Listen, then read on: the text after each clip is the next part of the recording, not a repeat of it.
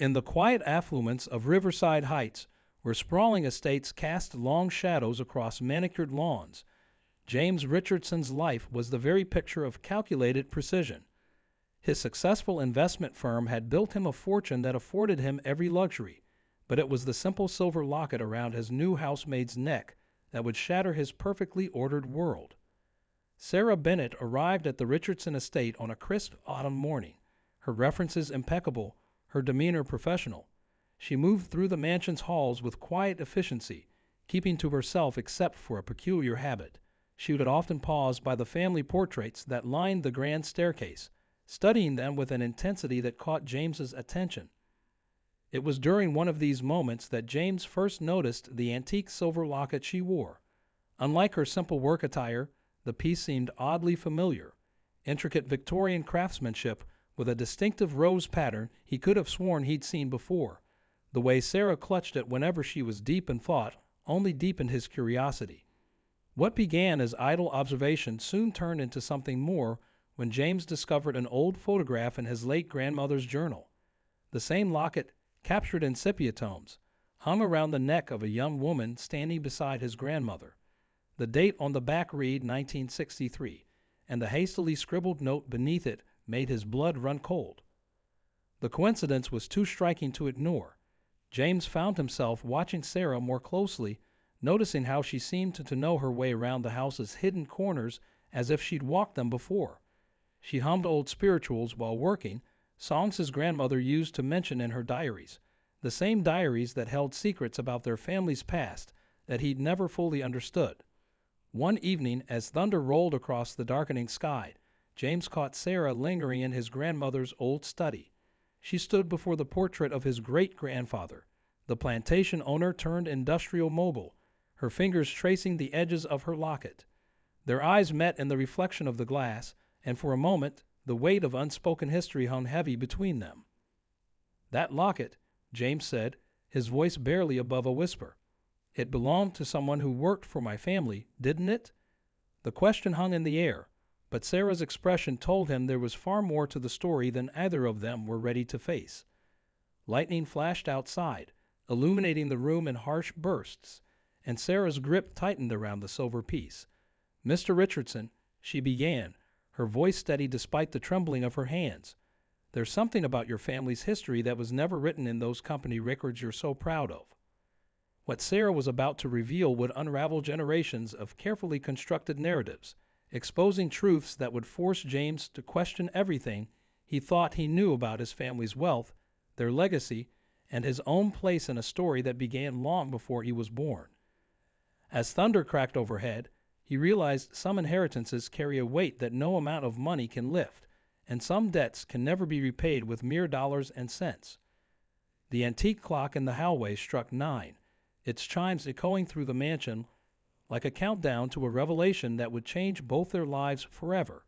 Sarah's fingers moved to the locket's clasp, and James held his breath, knowing that whatever lay inside would bridge a gap between past and present that no one in his family had dared to cross. With trembling fingers, Sarah opened the locket, revealing a small, faded photograph and a folded piece of paper that had yellowed with age. James leaned forward, his breath catching as he recognized his grandmother's distinctive handwriting on the weathered document. But before he could read it, Sarah carefully refolded the paper and closed the locket. "Your grandmother, Elizabeth Richardson, she wasn't just my grandmother's employer," Sarah said, her voice steady despite the emotion in her eyes. "She was her confidant, her protector, and eventually her friend, in a time when such friendships could get them both in serious trouble." James sank into his grandmother's old leather chair, the weight of Sarah's words settling over him like a heavy blanket. The study, with its dark wood panels and ceiling-high bookshelves, suddenly felt smaller, more intimate. The rain continued its steady drumming against the windows, nature's own soundtrack to a story decades in the making.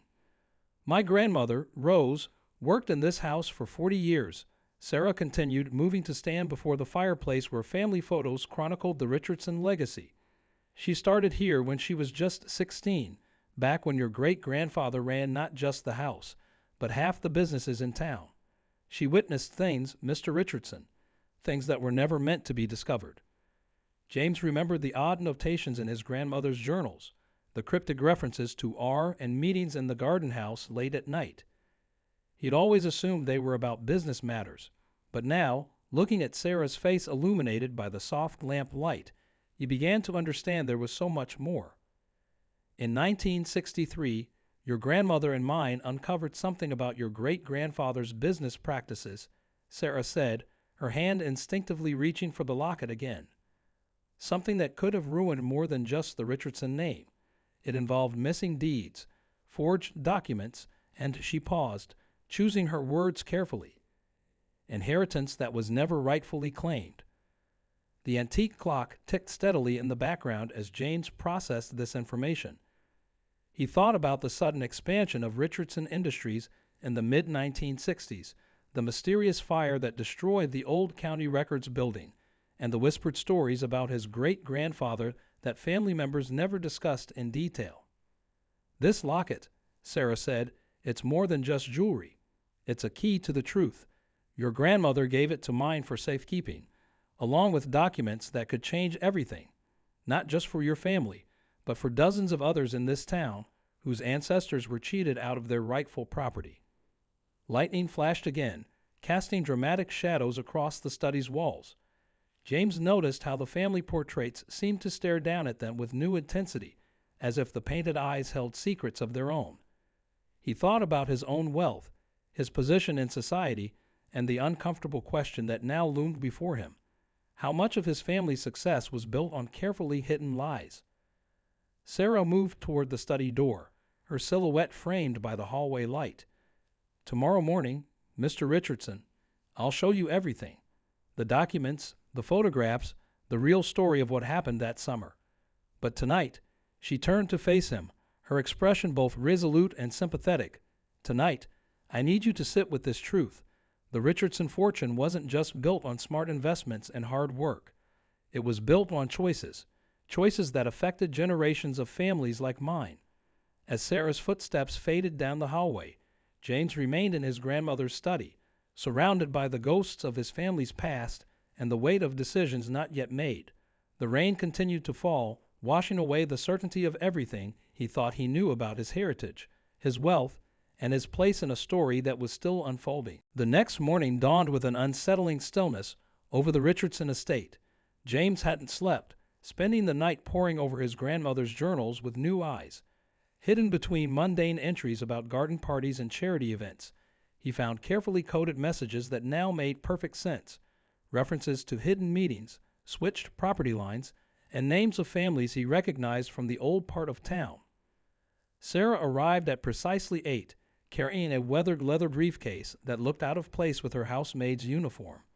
"Before I show you what's in here," she said, placing the briefcase on his grandmother's desk, "there's something you need to see first." She led him down to the cellar, past the wine racks and storage boxes, to a section of wall that looked no different from any other. James watched in bewilderment as Sarah's experienced hands found a hidden catch behind an old wooden shelf. With a soft click, a small panel swung open, revealing a narrow space behind the wall. The beam of Sarah's flashlight illuminated stacks of yellowed papers, old photographs, and leather-bound ledgers covered in decades of dust.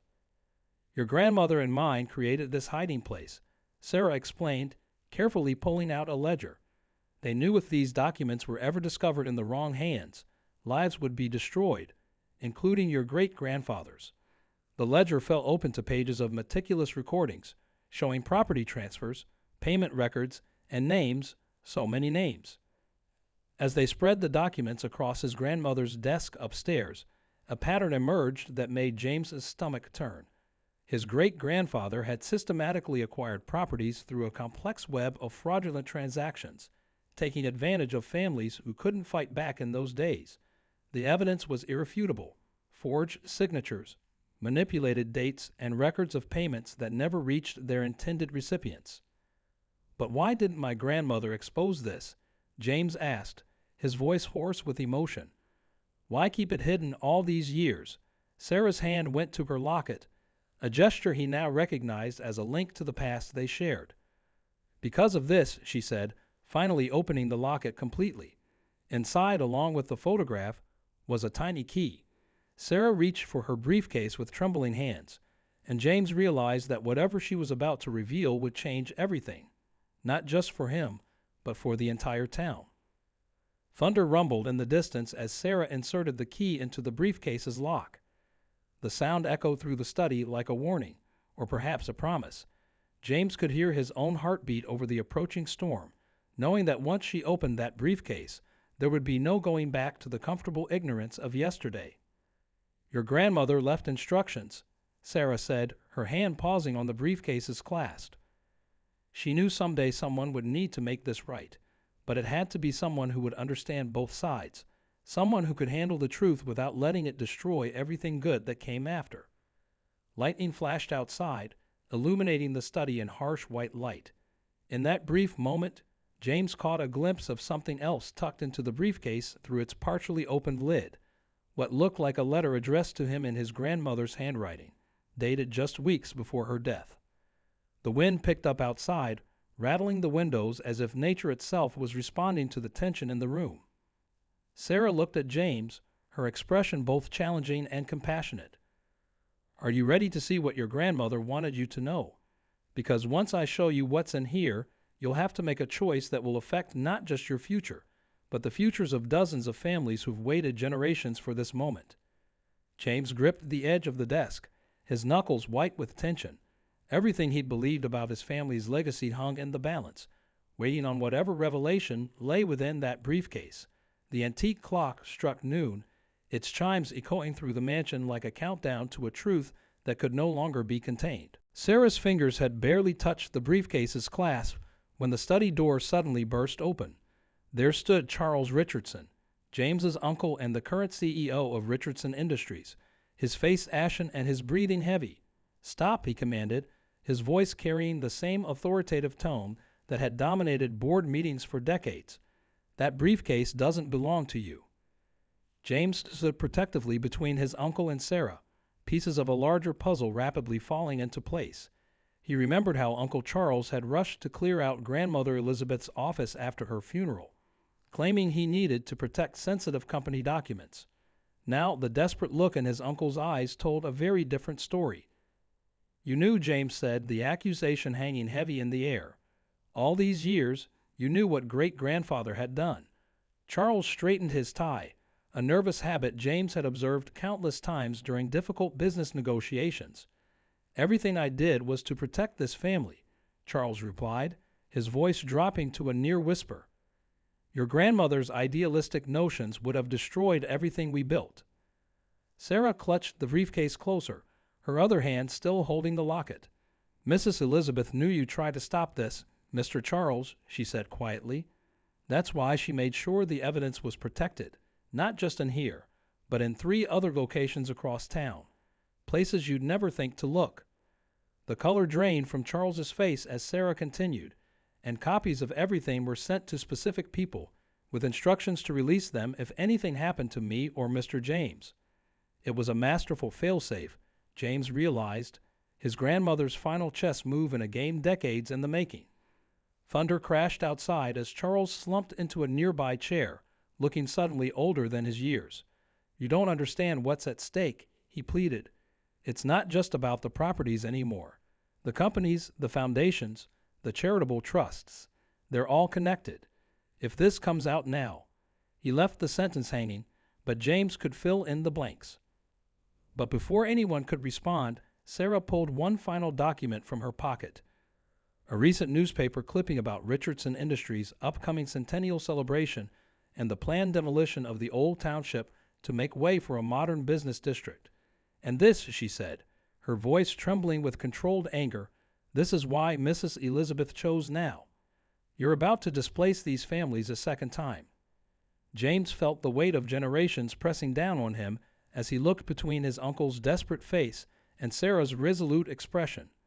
The demolition plans had been his project, his chance to prove himself to the board.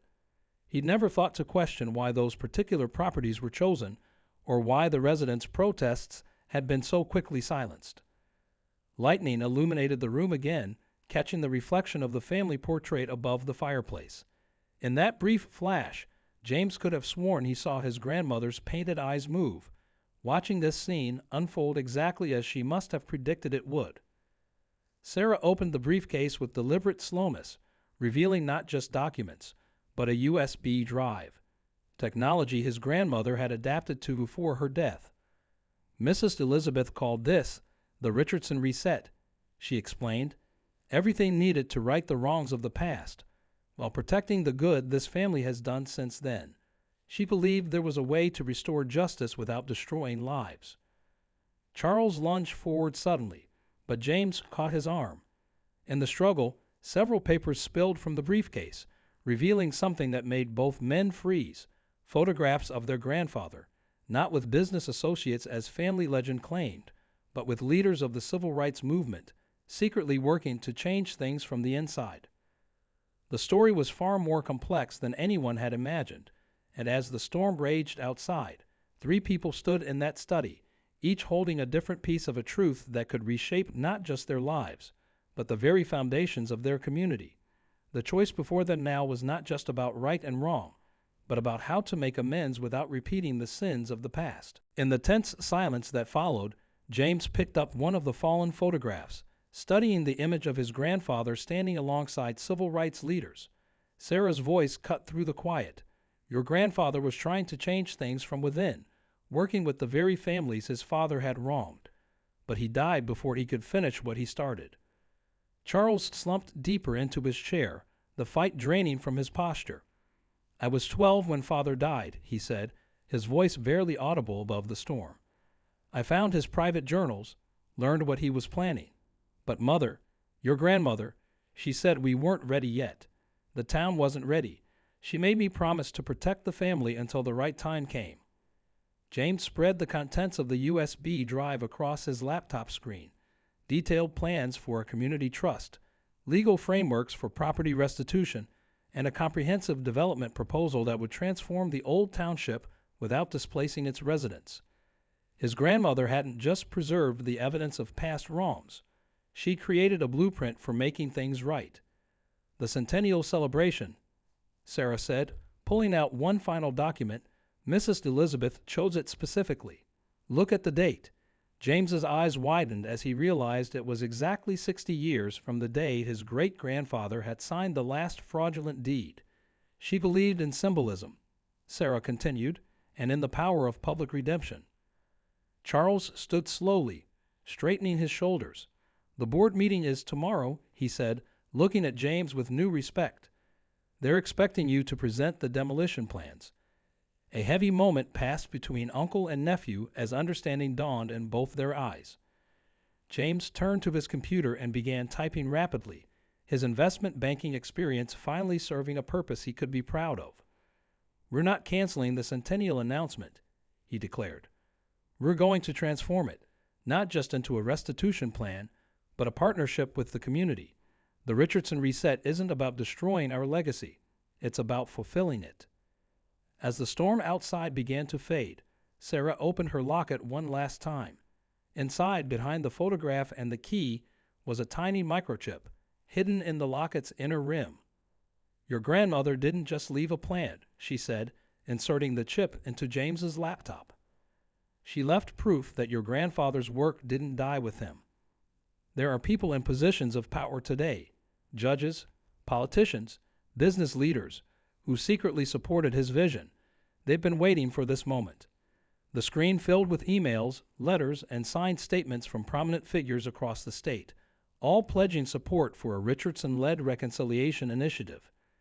James's grandmother had built a silent coalition, preparing for a moment when past and present could finally be reconciled. But as they sat there, piecing together the final elements of Elizabeth Richardson's master plan, a breaking news alert flashed across James's laptop screen. The headline made all 3 of them catch their breath. Historical Society uncovers mass property deed scandal across multiple counties, Richardson Industries named. Someone else had discovered the truth, but in a way Elizabeth hadn't planned. The choice was no longer just about how to make things right. It was about whether they could implement her careful plan for reconciliation before public outrage tore everything apart. James looked at the locket in Sarah's hands, then at his uncle's worried face, and finally at his grandmother's portrait. "Call the board," he said firmly. "Call them now. We're not waiting until tomorrow." He turned to Sarah, understanding finally why his grandmother had chosen this particular moment and this particular way to bring her into their lives. "We're going to tell our story first," he declared, "all of it. The past wrongs, the secret efforts to make them right, and the path forward. But we're going to tell it together." As the sun finally broke through the clouds, casting long shadows across the study, James realized that the true inheritance his grandmother had left wasn't in the documents, the properties, or even the family name. It was in the chance to write a new chapter in their story, one that began with the truth and ended with redemption. In the following weeks, the Richardson story dominated local headlines, but not in the way anyone had expected. Instead of a scandal, it became a story of redemption that captured the nation's attention. The hastily called board meeting had stretched into the night, but by dawn, the Richardson reset was unanimously approved, transforming a century-old wound into a bridge toward healing. Sarah continued working at the mansion, no longer as a housemaid but as the community liaison for the newly established Richardson Reconciliation Trust. Her grandmother's locket now hung in a place of honor in the mansion's museum section, alongside the documents that had nearly torn the family apart. Visitors would often pause before it, reading the carefully worded plaque that told not just a story of past wrongs, but of 3 generations working in secret to make things right. Charles found peace in finally sharing the burden he carried since childhood. His knowledge of the company's operations proved invaluable in implementing the restitution plan, ensuring that justice could be served without destroying the livelihoods of innocent employees and stakeholders. The board recognized his courage in supporting the truth, allowing him to retire with dignity rather than forcing his resignation. The old township flourished under the new development plan. Instead of demolition, historic buildings were restored through a partnership between Richardson Industries and the original families. Small businesses that had been passed down through generations received grants and support, transforming the area into a vibrant cultural district that honored both its painful past and its hopeful future. James found himself changed in ways he hadn't expected. The weight of wealth felt different now, not a burden to be carried alone, but a tool for genuine change. He often thought about his grandmother's patience, how she had orchestrated everything knowing she wouldn't live to see it unfold. Her portrait still hung in the study, but now he saw something in her slight smile that he'd missed before, the quiet satisfaction of knowing that truth, given time and the right moment, would find its way to light. 1 year later, at the true centennial celebration, James stood before a crowd that represented both sides of his family's story. The old property lines that had once divided the community had been dissolved, replaced by shared spaces and collaborative projects. The Richardson name, rather than being destroyed by the revelation of past wrongs, had become synonymous with the possibility of corporate responsibility and historical reconciliation. Sarah kept her position at the mansion, but now she lived in her grandmother's original home, restored and returned to her family along with others in the community. The garden where her grandmother and Elizabeth Richardson had once held their secret meetings became a public space where children played, unaware of the heavy conversations that had once taken place there. As James looked out over the gathered crowd, he noticed how the afternoon sun caught the silver locket that still hung around Sarah's neck. It reminded him that some inheritances aren't measured in dollars and deeds, but in the courage to face difficult truths and the wisdom to know when truth must pair with mercy. The story of the Richardson family and the silver locket became more than just a tale of past wrongs and present reconciliation. It became a blueprint for other communities grappling with similar histories, proving that healing was possible when truth and justice walked hand in hand with understanding and grace. In the end, Elizabeth Richardson's carefully laid plan had accomplished something even greater than she might have imagined. It had transformed a story of inheritance into one of legacy, not just of wealth or property, but of the kind of courage that looks unflinchingly at the past while working tirelessly to build a better future. And in that transformation, both the Richardson family and their community had found something more valuable than any fortune. They had found their way home to truth, to justice, and to each other.